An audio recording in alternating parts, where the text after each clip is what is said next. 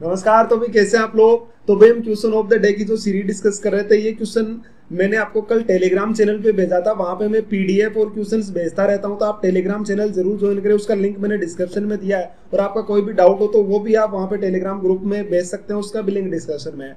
तो भाई चलिए, हम ये क्वेश्चन पिछली क्लास का है, बड़ा ही अच्छा क्वेश्चन है। सारे के सारे सीरीज के क्वेश्चन है ना, मैं आपको ये सजेस्ट करूंगा कि आप ये सारे क्वेश्चन जरूर देखें। काफी अच्छे क्वेश्चन हैं, ये एग्जाम के लिहाज से बहुत इंपॉर्टेंट है और आपके बहुत काम आएंगे। आप इनको सीखने की कोशिश करें, ठीक है। तो देखना ये क्वेश्चन, देखो बड़ा इजी क्वेश्चन है, टाइम स्पीड डिस्टेंस का, और बड़ा अच्छा भी है। इसने क्या बोला है क्वेश्चन ने कि तीन कार है भाई, जो एक समान समय अंतराल पर ए से बी के लिए निकलती हैं। इसका मतलब क्या हुआ, मान लीजिए मैं आपसे कहता हूं कि मान लो एक कार 10 बजे निकली, तो एक टाइम है ना, दूसरी मान लीजिए एक 10 बजे निकली, दूसरी मान लीजिए 10:20 में निकली, तो इसका टाइम कितना गैप हो गया भाई, 20 मिनट का। तो अगली जो तीसरी निकलेगी ना, वो भी 20 मिनट के गैप के बाद निकलेगी, यानी वो 10:40 में निकलेगी। ये इसका कहने का मतलब है, समान समय अंतराल पर ए से बी के लिए निकलती हैं। फिर आगे देखो, वे बी पर एक साथ पहुंचते हैं। भाई अलग अलग टाइम पे निकलते हैं, लेकिन बी पर एक साथ पहुंचते हैं, और फिर बिंदु सी के लिए रवाना होते हैं, जो बी से 240 किलोमीटर दूर है। तो बी से है ना, वो 240 किलोमीटर दूर है। पहली कार दूसरी से 1 घंटे बाद सी पर मिलती है। तीसरी कार सी तक पहुंचते पहुंचते तुरंत बी की ओर वापस मुड़ जाती है, और पहली तथा तीसरी कार सी से 80 किलोमीटर दूर एक बिंदु पर मिलती है। तो पहली और तीसरी कार की गति का अंतर क्या है। ऐसे भी पूछ सकता है कि तीनों की स्पीड बताओ या किसी एक की स्पीड बताओ।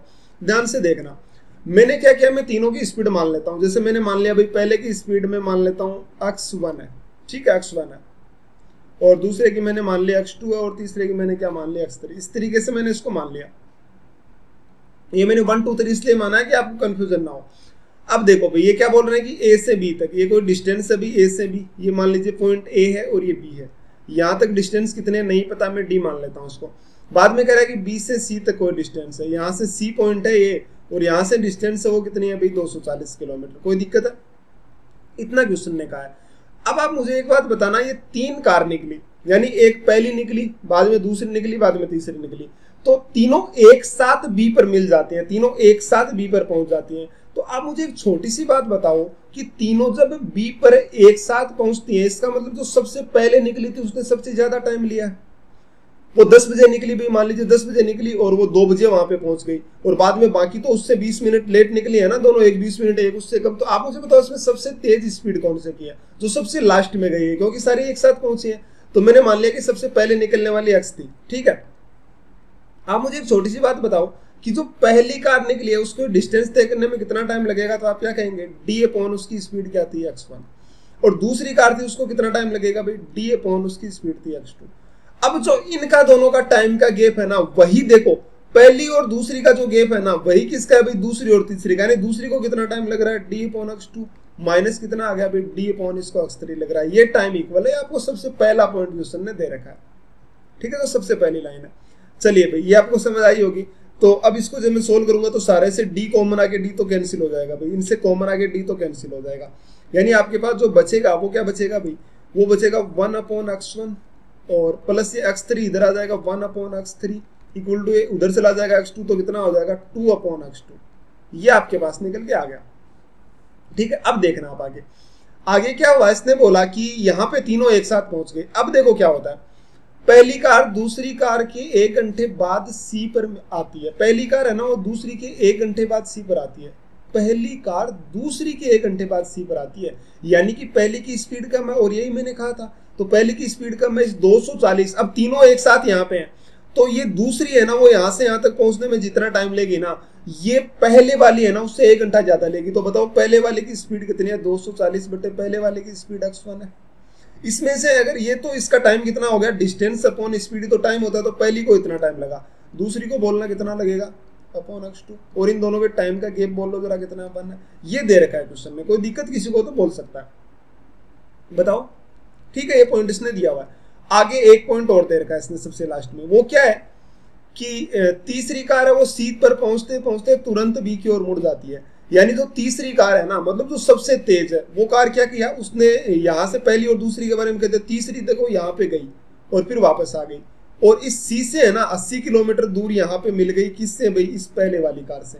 तो आप मुझे एक बात बताओ कि ये तीनों यहाँ से भाई तीनों एक साथ यहाँ पर है, बी पर तीनों एक साथ पहुंची और फिर ये आगे चलना इन्होंने शुरू कर दिया। तो मुझे एक बात बताना, ये पहली कार भी तो चल रही है, दूसरी कार भी चल रही है। मान लीजिए ये दोनों कारें यहाँ पे 11 बजे दोनों यहाँ से स्टार्ट हुई, तो 11 बजे स्टार्ट हुई, बाद में ये भी चलती रही, ये भी चलती रही, और यहाँ पे आकर ये 2 बजे मान लो मिल गई। तो बताओ दोनों ने बराबर टाइम तक चला या नहीं चला? बराबर टाइम तक चला। तो आप क्या कहेंगे कि बराबर टाइम तक चला, तो मुझे बताना ये पहले वाली ने कितनी दूरी तय करी है? तो 80 तो इधर से हो गया, पूरी 240 थी, उसमें से 80 घटा दूंगा तो कितना बचेगा भाई? 160 बचेगा। यानी पहले वाले को जो टाइम लगेगा वो कितना लगेगा? 160/x1 इतना टाइम लगेगा। दूसरे वाले को कितना टाइम लगा भाई? दूसरे वाले ने कितने डिस्टेंस, ये तीसरे वाले ने कितने डिस्टेंस तय करी?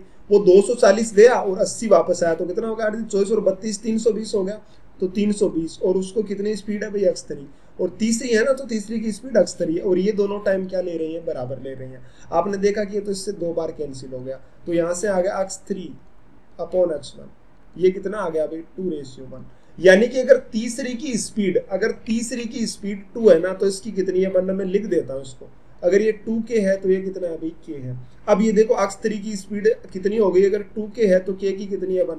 यानी कि पहली की स्पीड अगर 10 किलोमीटर/आवर है ना, तो दूसरी की कितनी हो गई? 20 किलोमीटर/आवर। अब देखना ध्यान से, ये वैल्यू मैंने यहाँ पर डाली, तो x1 की जगह पे कितना लिख दूंगा? 1/k, और x3 की जगह कितना लिख दूंगा? 1/2k, और बराबर कितना आ गया? 2/x2। सही बोलने लग रहा हूँ, ये क्वेश्चन में आया आपके पास।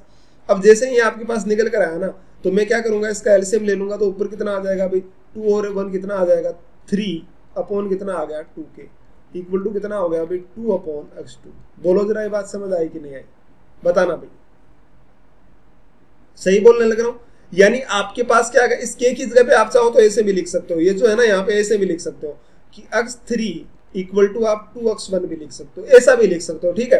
तो x3 की जगह 2x1 लिख देना, आप चाहो तो यहाँ पे है ना 2k की जगह पे आप x1 लिख लेना, ताकि आपको इसमें इजी रहे। इससे x1 को x1 ही रहने दो, यहाँ पे आप इसको थोड़ा सा ऐसे लिख लेना ताकि आपको अच्छे से समझ आ जाए। इसमें ये k वाला सिस्टम नहीं रहेगा, उससे आपको थोड़ा सा कंफ्यूजन होएगा। तो आप क्या करना, x1 की जगह पे x1 और x3 की जगह पे कितना रख दिया? 2x1 मैंने रख लिया। तो एलसीएम कितना आ गया? 2x1 ही आ गया। तो अब देखो आपके पास, तो यहाँ से x2 इधर चला जाएगा, तो x2 और x1 का जो रेशियो बना वो कितना बन गया अभी? 4/3। बना कि नहीं बना? यही तो आया। यानी अगर मैं तीनों गाड़ियों की स्पीड के रेशियो की बात करूं, तो x1 ratio x2 ratio x3, देखना क्या आएगा? x1 कितना है भाई? 3 है, और x2 कितना है? 4 है। और x3 और x2 ये देखो कितना है? x1 अगर 1 है तो ये कितना बनेगा? डबल बनेगा। यानी x1 3 है, तो बताओ x3 कितना आ जाएगा? इससे डबल, यानी इसका कितना आ जाएगा? 6 आ जाएगा। ये इनकी स्पीड का रेशियो हो गया। यहाँ पे वैल्यू रखना भाई, 240/x1 की जगह पे कितना रख देता हूँ भाई? मैं इसको k मान लेता हूँ। अब इन स्पीड को मैं k मान लेता हूँ, तो मैंने क्या रख दिया? /3k, और माइनस कितना हो गया भाई? 240, और /x2 की वैल्यू कितनी रख देता हूँ भाई? 4k, ठीक है, इक्वल टू 1 आ गया। अब इसको काटेंगे तो ये तो 80 आ गया, यानी 80/k, और ये कितना आ गया? 60 आ गया, तो कितना बनेगा? 20/k, इक्वल टू कितना आया भाई? 1 आ गया। तो k की वैल्यू कितनी हो गई यहाँ से आपके पास? 20। आपसे इनकी स्पीड पूछी थी, तो कितना आ जाएगा भाई? 20 × 3 कितना आएगा? इसकी 60 आ गई, और इसकी कितनी आ गई? 80 आ गई, और इसकी कितनी आ गई? 120। आपसे पूछा था कि फर्स्ट और लास्ट का गैप बताओ, तो कितना आ जाएगा? 60 किलोमीटर/आवर इनकी क्या आ गई? स्पीड का गैप आ गया।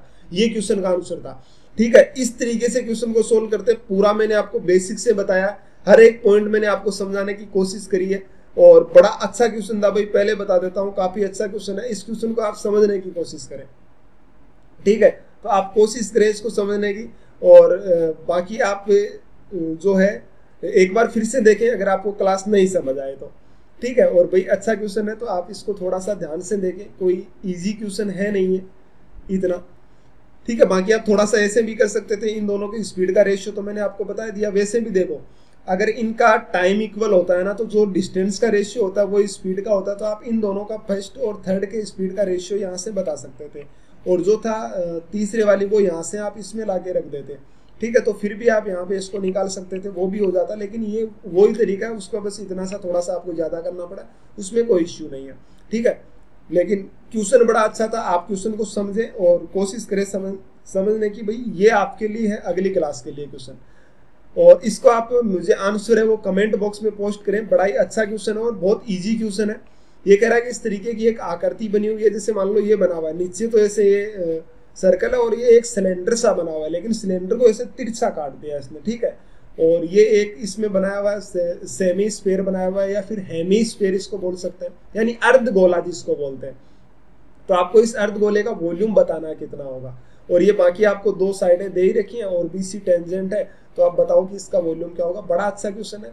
तो भाई उम्मीद करता हूँ आपको क्लास अच्छी लगी होगी। अगर क्लास अच्छी लगी है तो चैनल को सब्सक्राइब जरूर करें। तो भाई बाकी मिलते हैं अगली क्लास में। आज के लिए थैंक यू।